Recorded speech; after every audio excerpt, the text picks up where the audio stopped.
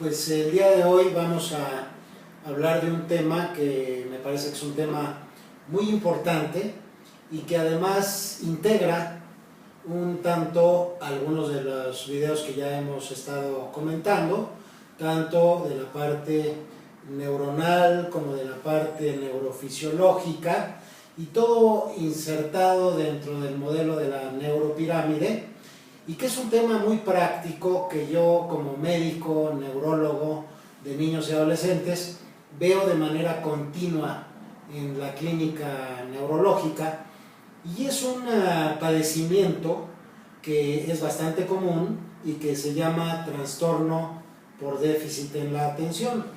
Este trastorno por déficit de la atención generalmente se empieza a identificar en la etapa escolar, cuando los niños empiezan a ir a la escuela, en la preprimaria o en la primaria. Estos niños empiezan a destacarse del común porque son niños que les cuesta trabajo concentrarse, son niños que les cuesta trabajo atender y seguir las instrucciones y demás. Y este es un padecimiento que cada vez más se conoce y que hay, podríamos decir que hay dos tipos de trastorno por déficit de la atención.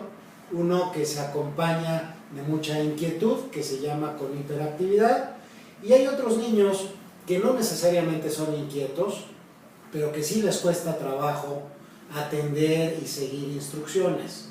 Lo interesante de este tema, y que vamos ahorita a puntualizar, y cómo se inserta dentro del modelo de la neuropirámide. Si ustedes recuerdan, el modelo de la neuropirámide tiene prácticamente 6 peldaños. Uno que sería el peldaño relacionado con la atención. El segundo que sería lo que llamamos atención sensorial. El tercero que sería la parte emocional. El siguiente que sería la parte de los pensamientos, o que le llamamos también cognitiva,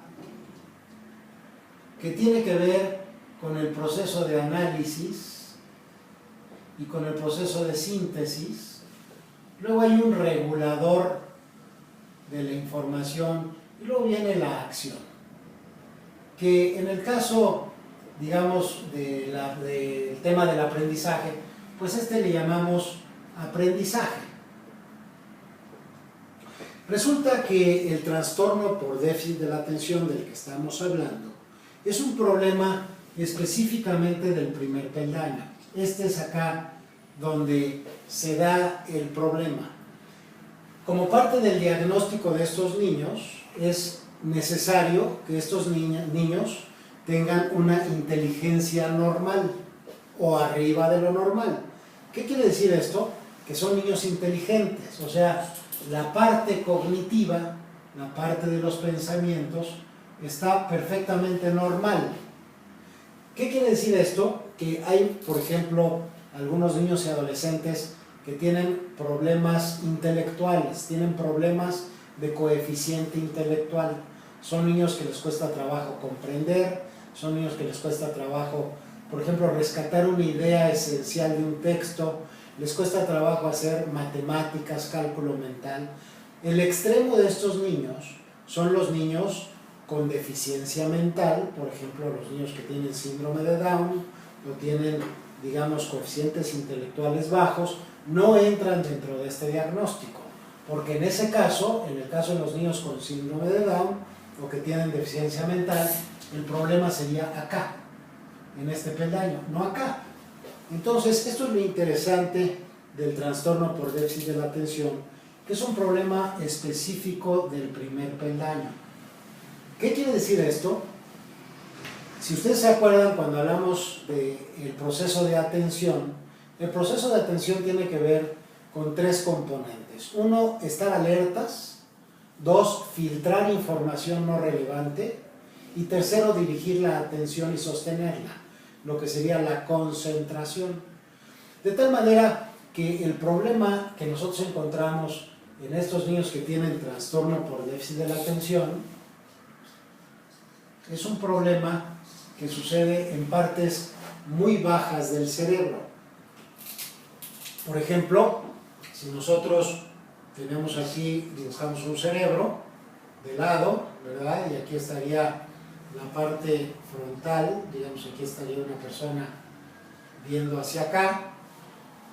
El problema, habíamos dicho que la información que entra por los órganos de los sentidos va pasando por el tallo cerebral, aquí en la formación reticular. Es en donde se da principalmente el alerta de la corteza, o sea, es parte del proceso de atención. Hay otra parte que tiene que ver con el tálamo, que es el que filtra la información, y el lóbulo frontal que dirige la atención. Estas son las tres estructuras básicas en el proceso de atención. De tal manera que estos niños, el problema que tienen es de que acá no pueden dirigir la atención de manera adecuada. Si nosotros le tomamos un electroencefalograma a estos niños cuya formación reticular está deficiente, generalmente lo que vamos a ver es de que la parte frontal del cerebro es más lenta, produce actividad más lenta de lo que debería de ser. Por eso el electroencefalograma es uno de los estudios más importantes y más objetivos para hacer el diagnóstico de estos chiquitos. Cuando no se hace un diagnóstico correcto y no se hace un electroencefalograma y no se hace una exploración física y una historia clínica, muchos de estos niños que no tienen déficit de la atención acaban siendo medicados, y es ahí donde se abusa del uso de los medicamentos en muchos de estos niños con trastornos de atención. Esto fue una de las motivaciones iniciales por las que echó a andar un laboratorio de neurociencias hace ya prácticamente 10 o 12 años, para poder desarrollar metodología científica que me permitiese saber exactamente cuando un niño realmente tiene una alteración en alguna parte del funcionamiento cerebral, porque hasta hace 10 años estos chiquitos se diagnosticaban con encuestas. Se llenaba una encuesta de 10 puntos en el que se preguntaba, el niño es muy inquieto, no es muy inquieto, el niño se distrae, no se distrae. Entonces es una prueba de opinión, como lo que sucede en el campo de la mercadotecnia. Las pruebas que se tienen en el marketing son pruebas de opinión, las encuestas, los grupos de enfoque y demás. Y fue así como se vio la utilidad de todo este modelo de la neuropirámide, que fue desarrollado originalmente como un laboratorio de neurociencias para entender y medir los procesos de aprendizaje en los niños. Es por eso que desarrollé el modelo y luego toda esta tecnología y metodología para poder ir midiendo de manera científica cada uno de los peldaños de la neuropirámide. Entonces,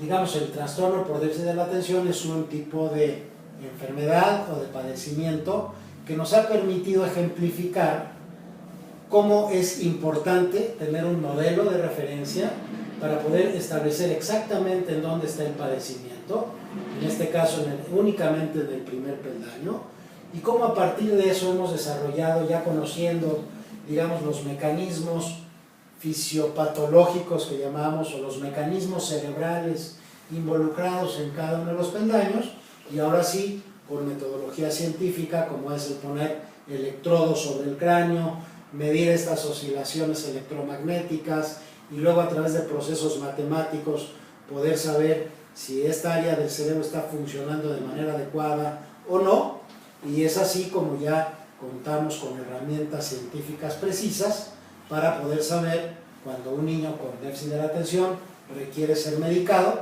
y cuando no lo requiere. Entonces espero que con esto y con este tema hayamos ejemplificado la importancia, en primer lugar, de contar con un modelo de referencia.